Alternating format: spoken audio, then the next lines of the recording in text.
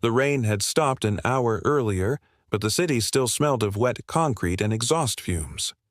Inside the Grand Meridian Hotel, none of that mattered. The ballroom on the third floor had been transformed into something out of a dream. Crystal chandeliers throwing soft gold light across white linen tablecloths, fresh white roses in tall glass vases, a 3-tier cake dusted with edible silver sitting untouched on a marble pedestal in the center of the room. 42 tables, 310 chairs, every single one of them empty.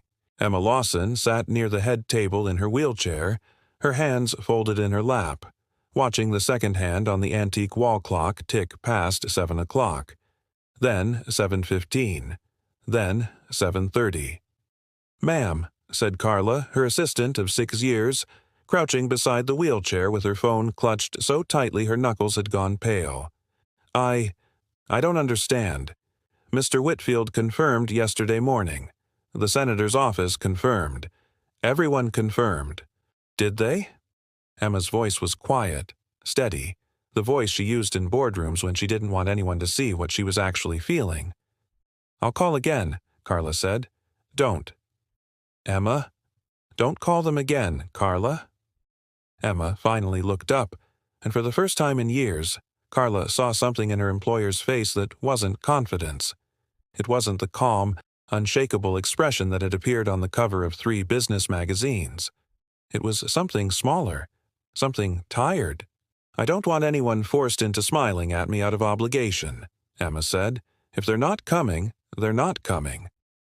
6 years earlier, Emma Lawson had been a different woman. Not in character, but in body. She had walked into board meetings on her own 2 feet, in heels, with the kind of posture people described as intimidating in magazine profiles. She had built Lawson Dynamics from a 2-room office above a laundromat into one of the largest software companies on the East Coast. She had done it without a business degree, without family money, without anyone's permission. Then came the rain, the slick highway, the truck that fishtailed across 2 lanes at 11 at night while Emma was driving home from a board dinner in Albany. She remembered very little of the actual impact. She remembered the sound, a sound she still heard sometimes in her sleep, a metal scream that didn't seem like it belonged to the real world. She remembered waking up in a hospital bed 3 days later with her mother's hand wrapped around hers, and a doctor with kind eyes and a hard job explaining, slowly, that the damage to her spine was permanent. "You're not going to walk again, Miss Lawson," he'd said. "I'm sorry." She remembered staring at the ceiling tiles for a long time after that. Not crying, just staring. What she hadn't expected, what no one had warned her about, was what came after the physical pain healed, the loneliness. It crept in slowly, politely, the way water finds its way under a door. Friends who used to call every week started calling every month, then every few months, then not at all. Business partners who used to grab a beer with her after closing a deal started sending emails instead of stopping by her office. People who once looked her in the eye now seemed to look at the chair first, and her second, as if the chair had become the headline and she had become a footnote. "They don't mean to do it," her therapist told her once. "Discomfort makes people clumsy. They don't know what to say, so they say nothing. They don't know how to look at you, so they don't." "That doesn't make it hurt less," Emma had answered. "No," the therapist agreed. "It doesn't." So Emma did what she had always done when something hurt. She worked. She returned to the office 11 weeks after the accident, rolling into a boardroom full of investors who weren't sure whether to stand when she entered, and she ran the meeting better than she'd run any meeting in the previous decade. She closed funding rounds from her wheelchair. She fired underperforming executives from her wheelchair. She rebuilt her company's reputation twice from her wheelchair. The world eventually stopped seeing the chair and started seeing the woman again. Mostly. But birthdays were different. Birthdays had a strange gravity to them. They pulled old griefs to the surface. Her father, who had died the year before the accident. Her younger brother, who lived overseas and called twice a year if she was lucky. The version of herself that used to run along the river path every morning before sunrise. Birthdays reminded her of everything that had quietly disappeared from her life. This year, she had let herself hope. Just a little. Carla had spent 3 weeks organizing the party. 5-star catering, a string quartet, invitations sent to 240 people. Investors, old college friends, city council members, a senator who owed Emma a favor, 3 minor celebrities who'd attended her company's gala the year before. Every single one had RSVP'd yes. Emma had told herself she didn't care whether anyone came. She told herself that a lot, actually, over the past 6 years. It had never once been true. By 6:40, the excuses had started arriving, first as a trickle, then as a flood. So, sorry, an emergency board call came up. Can't make it tonight. Flight got delayed out of Chicago. Gutted to miss this. My daughter has a recital. I completely forgot. I'm so sorry, Emma. Caught in traffic on the bridge. Might be very late. Don't wait for me. By 7, 240 people had become 4. By 7:15, 4 had become 0. Carla stood near the ballroom entrance watching the door, willing it to open. It didn't. The string quartet had been told they could leave early. They packed up their instruments with apologetic glances toward the woman in the wheelchair, as if they were somehow responsible. The waitstaff began, quietly and respectfully, to clear plates that had never been used. Trays of food that had been prepared for 300 people sat untouched under heat lamps, slowly cooling, slowly going to waste. Emma watched all of it from her place near the head table, and for the first time in a very long while she allowed herself one private, unguarded thought. Maybe none of them ever cared about me at all. Maybe they only ever cared about what I could do for them. She looked at the cake. 3 tiers, silver dust, her name written in delicate cursive icing. Happy birthday, Emma. It had never looked more ridiculous to her. A monument built for a celebration that had never arrived. Carla, she said softly, tell the staff to wrap up. We're done. Emma, please, just give it a little more. We're done, Emma repeated, and this time her voice cracked, just slightly, just enough that Carla heard it and said nothing more. 3 miles away, in a battered delivery van with one flickering headlight, Daniel Carter pulled into the loading dock of the Grand Meridian Hotel for his final stop of a 16-hour shift. Daniel was 38 years old, built like a man who'd worked with his hands his whole life, with tired eyes that still managed to soften every time he looked at his daughter. 4 years earlier, his wife Sarah had died of cancer, 11 months after the diagnosis, leaving him alone with an 8-year-old girl named Lily and a mortgage he had no idea how he was going to pay. He had taken every job he could find. Warehouse shifts, weekend deliveries, overnight stocking at a grocery store before that contract ended. Now it was full-time courier work, 12, sometimes 16 hours a day, driving a van that smelled like cardboard and gasoline, delivering packages to people who rarely looked up from their phones long enough to say thank you. It was hard. It was lonely in its own way. But every night, no matter how exhausted he was, Daniel came home, made dinner, helped Lily with her homework, and read to her until she fell asleep. He had promised Sarah, in the hospital, 3 days before she died, that Lily would never feel alone in the world. He had kept that promise every single day since, even when keeping it cost him more than he had to give. Last stop's the Meridian, he muttered to himself, checking the delivery slip. Then home. He backed the van into the loading dock and stepped inside through the service entrance, wheeling a small dolly of catering supplies that had been ordered earlier that week. A hotel employee, a young woman in a black vest, her name tag reading Marisol, was standing near the kitchen doors, looking unusually shaken. You all right? Daniel asked, setting the dolly down. Marisol shook her head slowly. There's a party upstairs. 300 people invited. Nobody came. She glanced toward the ballroom doors at the end of the hallway. The woman who booked it. She's some big CEO, paralyzed in a wheelchair. She's just sitting up there, alone, with this huge cake nobody's gonna eat. Daniel felt something tighten in his chest.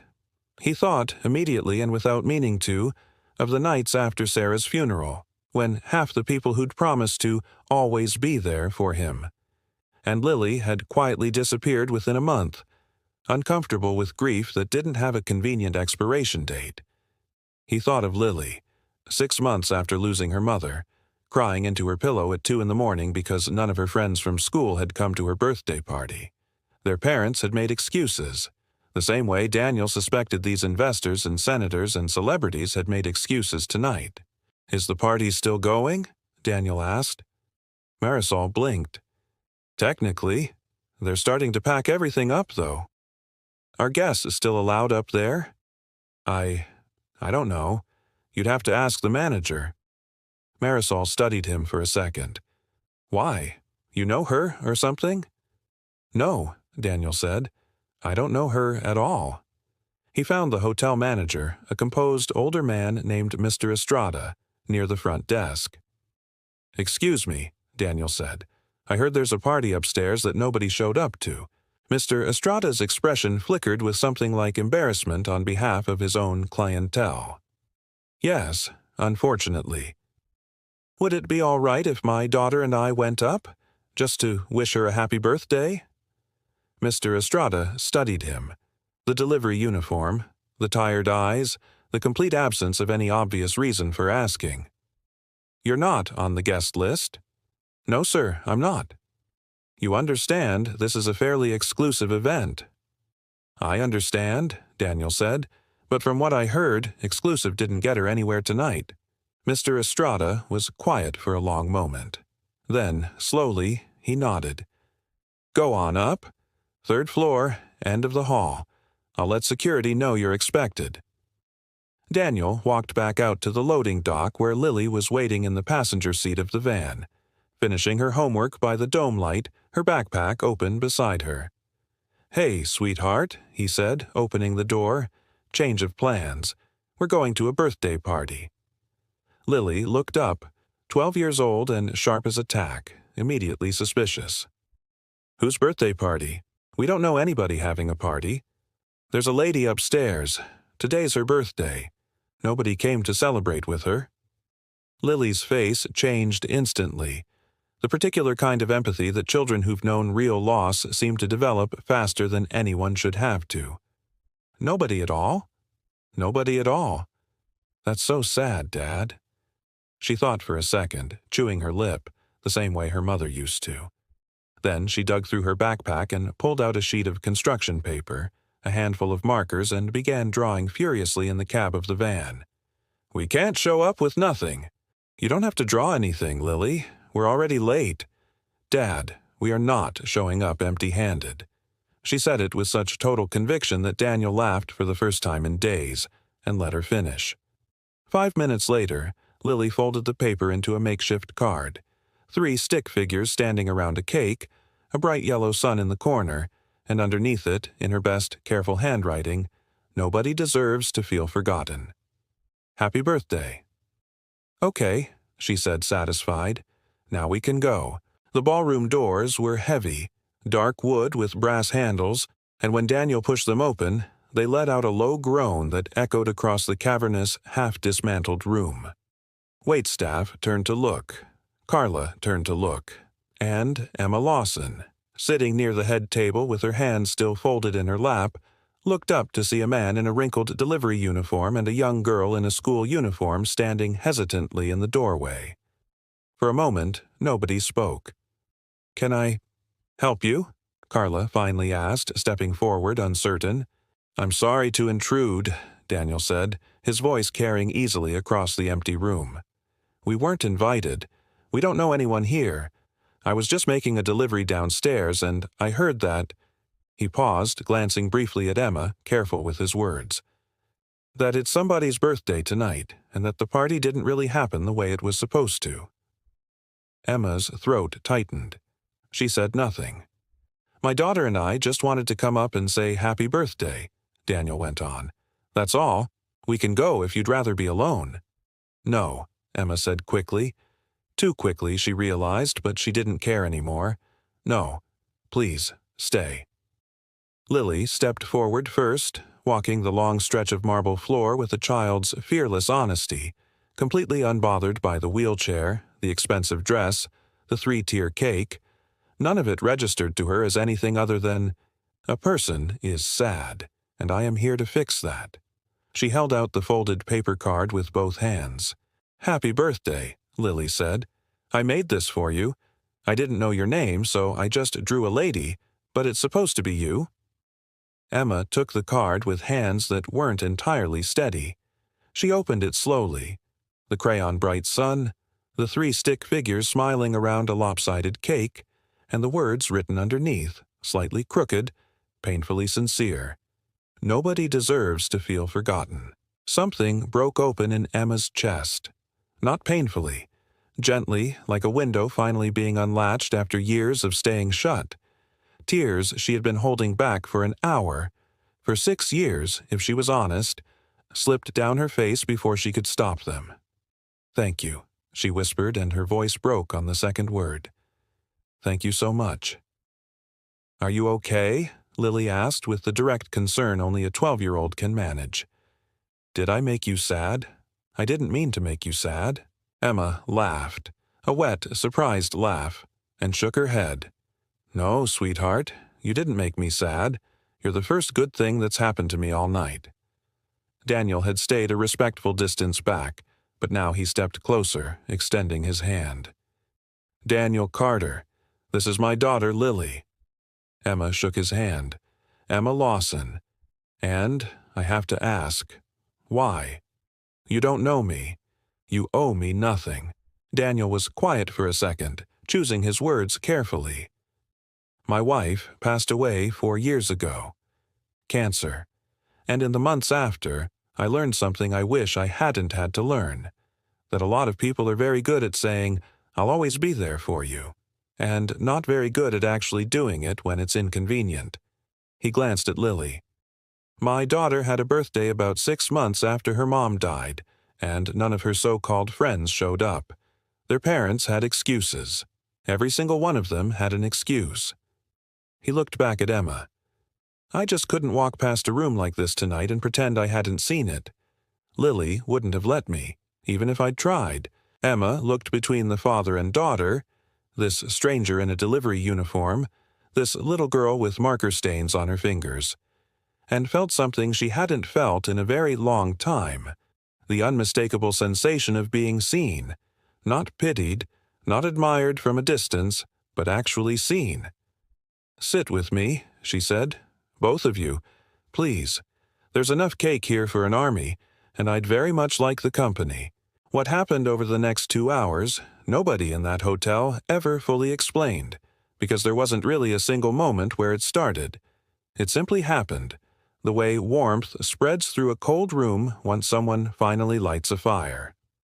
A waiter named Theo, who had been quietly stacking unused dessert plates, paused near the head table and asked almost shyly, "Would it be all right if I relit the candles, ma'am?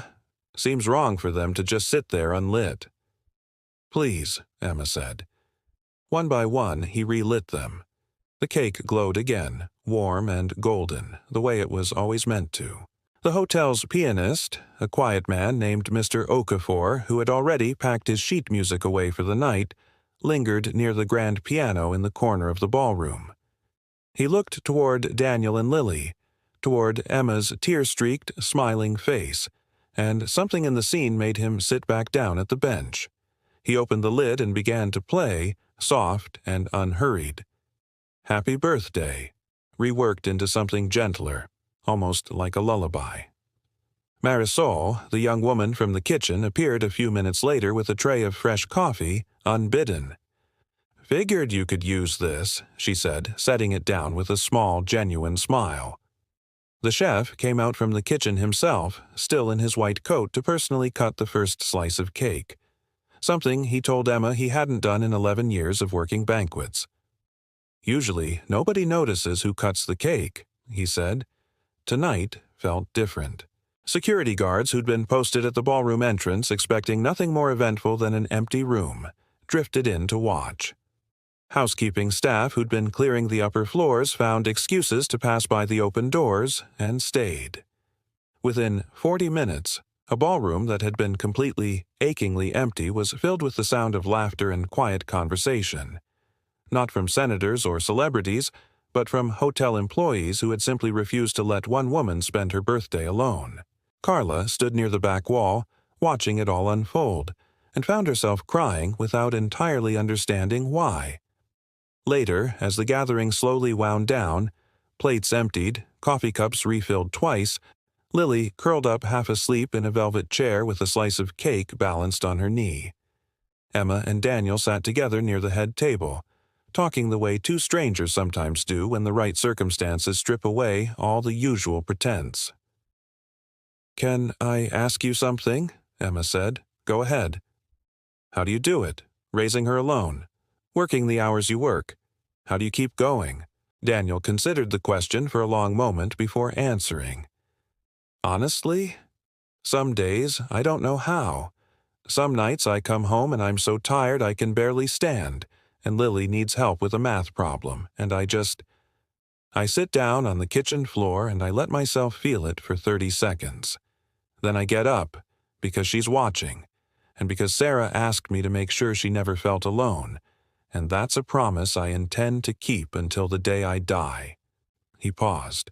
"But I'll tell you what I learned, the hard way. Showing up matters more than almost anything else in the world. Not perfect words, not expensive gifts, just showing up, being there when it's inconvenient. That's the whole thing, really. That's 90% of love if you want my honest opinion." Emma was quiet for a moment, turning the words over. "I built an entire company on the idea that excellence was the highest value a person could have. Excellence in product, excellence in leadership, excellence in execution." She looked toward the empty chairs that ringed the edges of the ballroom, chairs meant for 240 people who never came. "I think I had it wrong. I think showing up is the highest value. Everything else is decoration." "I wouldn't go that far," Daniel said, smiling. "Excellence in cake is also pretty important." He gestured toward the half-eaten three-tier monument beside them, and Emma laughed, a real, full laugh, the first one in longer than she could remember. The following Monday, Emma walked, or rather rolled, into the Lawson Dynamics headquarters with a different kind of energy than her employees had seen from her in years. She called an all-staff meeting for 10 a.m., which immediately set off rumors of layoffs, restructuring, and acquisition. The conference room filled with 300 uneasy faces. Emma rolled to the front of the room and looked out at all of them. "I'm not here to announce a layoff," she said, watching visible relief ripple through the crowd. "I'm here to announce something I should have built years ago." She told them, carefully, honestly, without melodrama, about the birthday party that nobody attended. About sitting alone beside an untouched cake while 240 confirmed guests sent excuses one by one. About a delivery driver and his 12-year-old daughter who walked through the door anyway, with nothing to gain and a handmade card to give. I've spent 6 years since my accident believing that the loneliness I felt was simply the price of disability. Something I had to quietly endure, Emma said. I was wrong. The loneliness wasn't about my disability at all. It was about a world that doesn't know how to show up for people once it becomes inconvenient to do so. Caregivers, single parents, people recovering from illness or injury, people grieving. We live in a world that sends a card and calls it support. She announced that morning the creation of the Empty Chair Initiative, a foundation fully funded by Lawson Dynamics, dedicated to providing direct financial support, community programs, and respite care for single parents, family caregivers, and people adapting to life-changing injuries or illnesses. Not abstract donations. Direct support, paid time for caregivers, scholarship funds for children of single parents, accessibility grants for people newly navigating disability. I want this company to stand for something more than quarterly earnings, she said. I want it to stand for the idea that nobody deserves to feel forgotten. The room was silent for a moment. Then someone in the back, a junior engineer who had quietly been caring for an aging mother for 3 years without ever mentioning it to HR, began to clap. then another, then the whole room.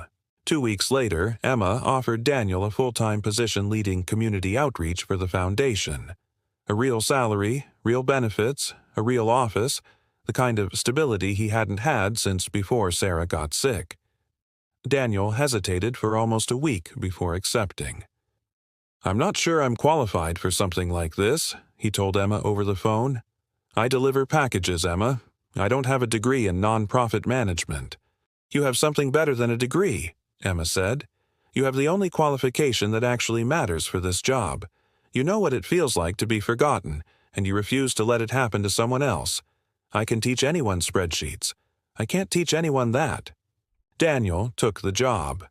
Within 6 months, the Empty Chair Initiative had supported over 4,000 families across the state. Caregivers given paid respite, single parents given emergency assistance during medical crises, newly disabled adults given the resources to retrofit their homes and rebuild their independence. Daniel ran the outreach team with the same quiet, stubborn decency he'd shown a stranger in a ballroom on the worst night of her year. And within the company, he became known simply as the man who showed up.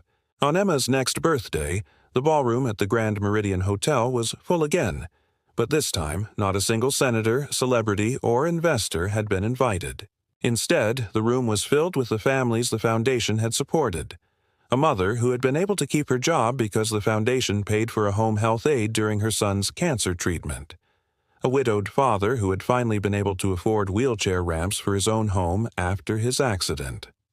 A teenage girl, raised by her grandmother after losing both parents, who had received a college scholarship through the program named in honor of a card she'd never even seen. Nobody deserves to feel forgotten. Mr. Okafor played the piano again, this time to a full and noisy room. Marisol, now promoted to events coordinator, oversaw the entire celebration herself, beaming with quiet pride. Theo cut the cake, and at the center of it all stood Daniel and Lily, no longer strangers who had wandered in off the street, but family, in every sense except blood. Emma watched the room from her wheelchair, surrounded by people who had nothing to gain from being there and everything to give, and she understood, finally and completely, what the greatest gift of her life had actually been.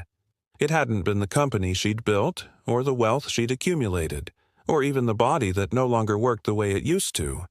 It had been one ordinary, exhausted single father who refused to let a stranger feel invisible, and a 12-year-old girl with a handful of markers who believed without any doubt at all that nobody deserves to feel forgotten.